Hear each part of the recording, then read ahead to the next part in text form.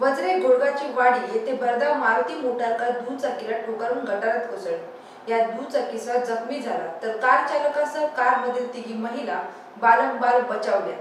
अपघातानंतर कार चालक जखमी युवकाला तिथेच जखमी अवस्थेत टाकून पळाल्याने सरपंच लक्ष्मण गवस व अन्य युवकांनी त्यांना धारेवर धरले।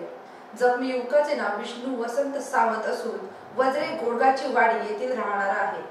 वज्रे तळेखोल मार्गावर गोव्यातील काजू कारखानदार विशांत शिरोडकर यांचा काजू कारखाना आहे। ते नेहमीप्रमाणे बुधवारी सकाळी तिघा महिला कामगारांना घेऊन कारने कारखान्याकडे निघाले होते।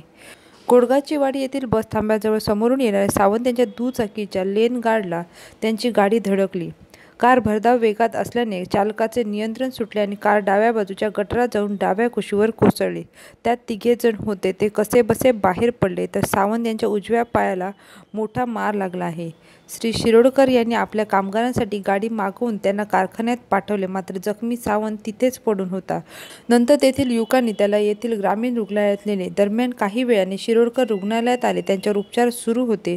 तेथे पोलिसांनी सावंत यांचा जबाब घेतला। त्यानंतर सरपंच लक्ष्मण गवस आणि वज्रेतील युवकांसह आळीतील बबलू पांगम यांनी रुग्णालयाच्या आवारात शिरोडकर यांना धारेवर धरले। जखमी युवक गरीब आहे, रोजंदारीवर तो गोव्यातील नेल्से कंपनीत कामाला जातो। वडील अर्धांगवायूने आजारी आहे तर आई शाळेत पोषण आहार शिजवते। अशा स्थितीत युवकाला रस्त्यात टाकून जाणे योग्य नाही असे सांगून त्यांना गावकऱ्यांनी धारेवर धरले। अखेर त्यांनी त्यांच्यावर उपचारासाठी 15,000 रुपये देण्याचे मान्य केले। तिथंच याच जागेवर गोव्यातील काजू कारखाना यांची गाडी इथून जात असताना आणि आमच्या वज्रे घोडकाच्या वाडी येथील मुलगा आपली टू व्हीलर घेऊन दोडामारच्या बाजूने जात असताना इथंच आत्ताच गाडीला ॲक्सिडेंट झाला आणि तो सध्या हॉस्पिटलमध्ये ॲडमिट आहे। तर पोलीस कंप्लेंट पंचनामा करून गेले आहेत। तरी असताना या रस्ता अरुंद आहे आणि गाड्या ज्या येतात त्या खूप स्पीडीने येतात। अरुंद असल्यामुळे या अगोदर तीन वेळा तरी आम्ही बांधकाम विभागाला लेखी पत्र दिलं आहे की साईडपट्टी दुरुस्ती करा म्हणून, तरी अजून बांधकाम विभागाने त्यावर काही दखल घेतलेली नाही।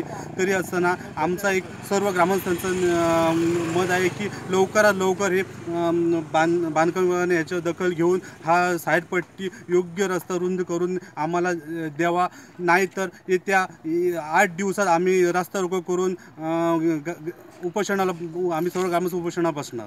अतिवेग आणि खराब रस्ता यामुळे आजचा अपघात झाला। सरपंच गवस यांनी अनेकदा बांधकाम विभागाला पत्र देऊन रस्त्याची खराब बाजूपट्टी दुरुस्त करून देण्याची मागणी केली, पण बांधकामाच्या दुर्लक्षामुळे बाजूपट्टी आणखीन धोकादायक बनली आहे। त्यामुळे पुन्हा अपघात होण्याची भीती आहे।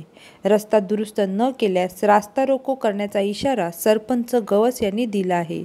प्रभाकर धुरी, कोकण 9, दोडामार्ग।